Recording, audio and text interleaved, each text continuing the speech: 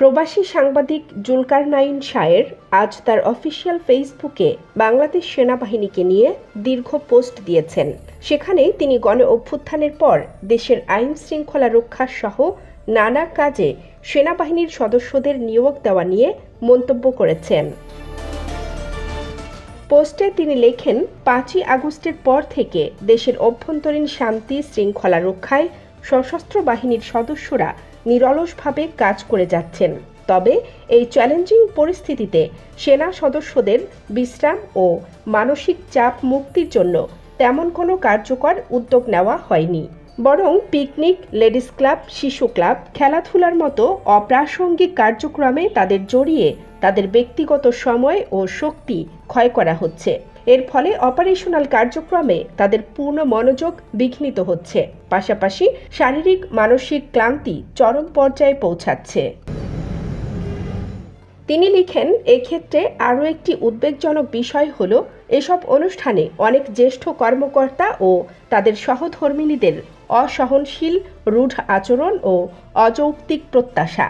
এতে সেনা সদস্যদের মধ্যে এসব সামাজিক আয়োজনের প্রতি অনীহা, হতাশা সৃষ্টি হচ্ছে, যা কোনোভাবেই কাম্য নয়। যদিও সেনাবাহিনী প্রধান ও তার স্ত্রী অনাকাঙ্ক্ষিত সামাজিক কার্যক্রম হ্রাস এবং মানবিক আচরণের মাধ্যমে অনুকরণীয় দৃষ্টান্ত স্থাপন করেছেন, কিন্তু অনেকের অসৌজন্যমূলক আচরণ পরোক্ষভাবে সেনা প্রধানের প্রতি অধীনস্থদের সম্মানকেই বরং ক্ষুণ্ণ করছে।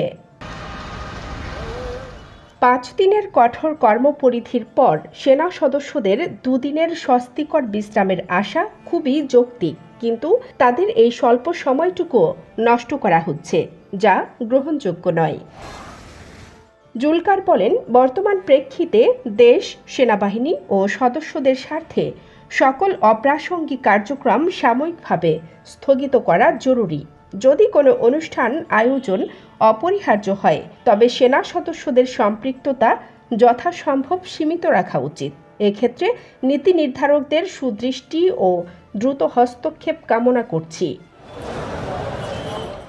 অপ্রয়োজনীয় সামাজিক কার্যক্রম বন্ধ করে সেনা সদস্যদের শারীরিক মানসিক সুস্থতা নিশ্চিত করুন। জ্যেষ্ঠ কর্মকর্তাদের আচরণে সংবেদনশীলতা ও মানবিকতা প্রদর্শন করুন। অপারেশনাল কার্যক্রমেই প্রাধান্য দিন, যাতে জাতি তার রক্ষাকারীদের প্রতি কৃতজ্ঞতা জানাতে পারে। সাংবাদিক জুলকারনাইন প্রতিদিনই তার ভেরিফাইড ফেসবুক পেজে বাংলাদেশের চলমান রাজনীতি নিয়ে নানা ধরনের পোস্ট করে থাকেন। সম্প্রতি তিনি বেশ কিছু গুরুত্বপূর্ণ বিষয় নিয়ে পোস্ট করেছেন। সচিবালয়ের ভয়াবহ আগুনের নেপথ্যে কারা থাকতে পারে, এ নিয়ে তিনি দীর্ঘ পোস্ট করেন। আবার নৌ উপদেষ্টার ছেলেকে নিয়েও একটি পোস্ট দেন। আরেক প্রবাসী সাংবাদিক ইলিয়াস হোসেনের ২১ আগস্ট বোমা হামলার নাটক নিয়ে বানানো ব্লগিংয়ের ব্যাপক প্রশংসা করা দর্শকদের তা দেখার আমন্ত্রণ জানান। এছাড়া ছাত্রলীগ সমন্বয়ক, বিএনপি, জামাত, আওয়ামী লীগ নিয়ে নানা ধরনের মন্তব্য পোস্ট করেন। কানিজ ফাতেমা নিপা, খবর সংযোগ।